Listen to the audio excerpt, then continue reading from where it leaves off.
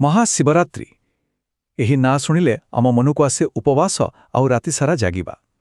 କିନ୍ତୁ ଏହା କ'ଣ କେବଳ ସେତିକି? ବିଲକୁଲ ନୁହେଁ।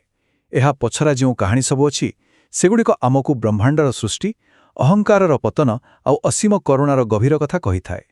ତେବେ ଆସନ୍ତୁ ଆଜି ସେହି ରହସ୍ୟ ଭିତରକୁ ଯିବା। ଆଚ୍ଛା, ମହାଶିବରାତ୍ରି କଥା ଉଠିଲେ ସବୁଠୁ ପ୍ରଥମେ ଆମ ମନକୁ କ'ଣ ଆସେ? ଗୋଟିଏ ହିଁ ତ କାରଣ ଅଛି ଯାହା ଆମେ ସମସ୍ତେ ଜାଣୁ, ଯେଉଁଥିପାଇଁ ଏତେ ବଡ଼ ପର୍ବ ପାଳନ ହୁଏ।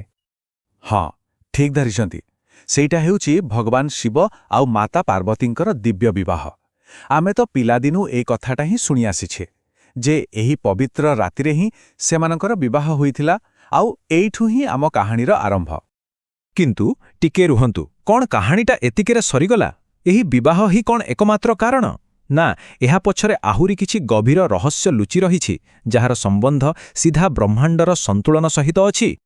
ଦେଖନ୍ତୁ, ଏଇ ଯେଉଁ ଦିବ୍ୟ ବିବାହ କଥା ଆମେ କହୁଛେ, ଏହା କେବଳ ଦୁଇ ଜଣଙ୍କର ମିଳନ ନଥିଲା। ଏହା ଥିଲା ପୁରା ବ୍ରହ୍ମାଣ୍ଡ ପାଇଁ ଏକ ଜରୁରୀ ଆବଶ୍ୟକତା। କାହିଁକି?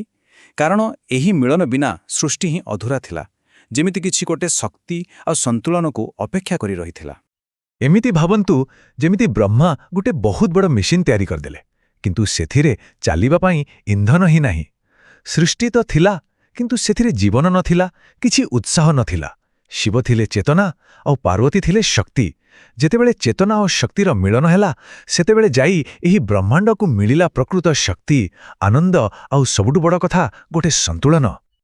ଆଚ୍ଛା, ବିବାହ କାହାଣୀ ତ ଆମେ ଜାଣିଲେ, କିନ୍ତୁ ମହାଶିବରାତ୍ରିର ଆଉ ଗୋଟେ କାହାଣୀ ବି ଅଛି, ଯାହା ଏହାଠାରୁ ବି ପୁରୁଣା ଆଉ ବହୁତ ଦାର୍ଶନିକ। ଏହି କାହାଣୀ ଶିବଙ୍କର ପ୍ରଥମ ଆବିର୍ଭାବ ସହିତ ଜଡ଼ିତ। କଥାଟା ହେଲା, ଥରେ ବ୍ରହ୍ମା ଆଉ ବିଷ୍ଣୁଙ୍କ ଭିତରେ ଭୀଷଣ ଯୁକ୍ତି ହେଲା। କିଏ ବଡ଼, କିଏ ଶ୍ରେଷ୍ଠ? ଦୁହିଁଙ୍କ ଅହଙ୍କାର ଚରମ ସୀମାରେ ଥିଲା। ଠିକ୍ ସେତିକିବେଳେ ସେମାନଙ୍କ ସାମ୍ନାରେ ଗୋଟେ ବିଶାଳ ଅସୀମ ଅଗ୍ନିସ୍ତମ୍ଭ ପ୍ରକଟ ହେଲା। ଦୁହେଁ ଠିକ୍ କଲେ ଯେ ଯିଏ ଏହାର ଆରମ୍ଭ ବା ଶେଷ ଖୋଜିପାରିବ, ସିଏ ହିଁ ଶ୍ରେଷ୍ଠ। କିନ୍ତୁ କେହି ବି ସଫଳ ହେଲେନି। ବିଷ୍ଣୁ ନିଜ ପରାଜୟ ମାନିନେଲେ, କିନ୍ତୁ ବ୍ରହ୍ମା ମିଛ କହିଦେଲେ ଯେ ସେ ଶେଷ ପର୍ଯ୍ୟନ୍ତ ପହଞ୍ଚି ଯାଇଛନ୍ତି। ଆଉ ସେତିକିବେଳେ ସେହି ସ୍ତମ୍ଭ ଭିତରୁ ପ୍ରକଟ ହେଲେ ମହାଦେବ। ସେ ଦୁହିଁଙ୍କ ଅହଙ୍କାରକୁ ଶାନ୍ତ କଲେ ଆଉ ବ୍ରହ୍ମାଣ୍ଡକୁ ଏହି ବଡ଼ ସଙ୍କଟରୁ ବଞ୍ଚାଇଲେ। ତ ଏବେ ଦେଖନ୍ତୁ କେତେ ମଜା କଥା।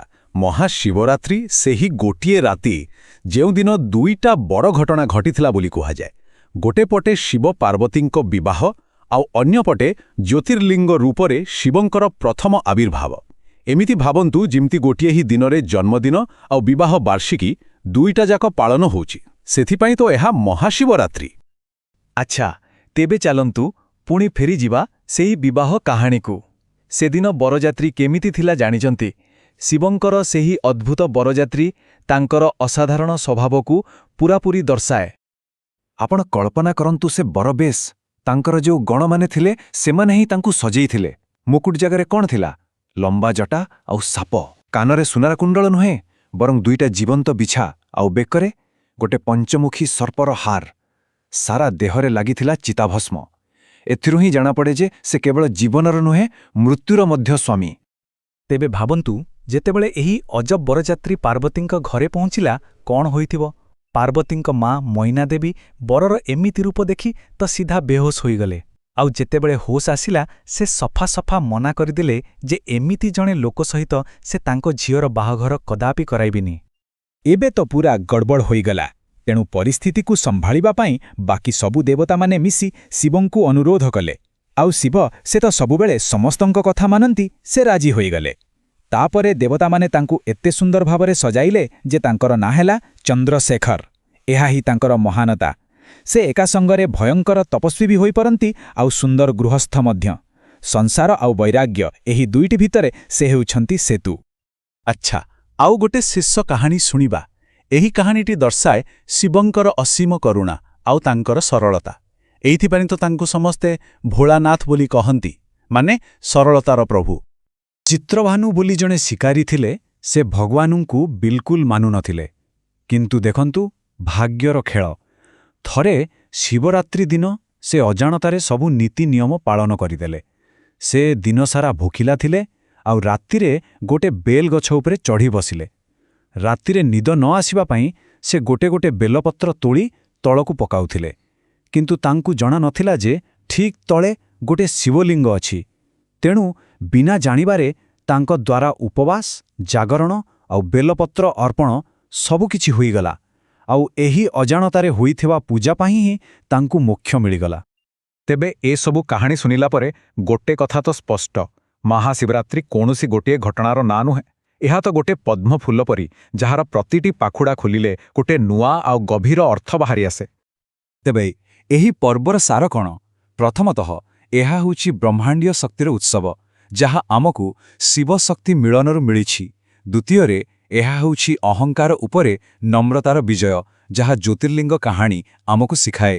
ତୃତୀୟରେ ଏହା ସାଂସାରିକ ଆଉ ତପସ୍ୱୀ ଜୀବନ ମଧ୍ୟରେ ଥିବା ସନ୍ତୁଳନର ପ୍ରତୀକ, ଯାହା ଶିବଙ୍କର ବରବେଶରୁ ଆମେ ଦେଖିଲେ। ଆଉ ସଭାଶେଷରେ ଏହା ହେଉଛି ଈଶ୍ୱରଙ୍କର ସେହି ଅସୀମ କରୁଣା, ଯେଉଁଥିପାଇଁ ଜଣେ ଅଜାଣତା ଶିକାରୀକୁ ମଧ୍ୟ ମୋକ୍ଷ ମିଳିଯାଏ। ତେବେ ଏସବୁ ପରେ ଶେଷରେ ଗୋଟେ ପ୍ରଶ୍ନ ମନକୁ ଆସୁଛି, ପ୍ରକୃତରେ ଶିବ କିଏ? ଶ୍ମଶାନରେ ଧ୍ୟାନ କରୁଥିବା ସେହି ବୈରାଗୀ, ପାର୍ବତୀଙ୍କ ସହିତ ସଂସାର ଚଳାଉଥିବା ସେହି ଗୃହସ୍ଥ, ନା ସେହି ନିରାକାର ଅସୀମ ଆଲୋକ ସ୍ତମ୍ଭ?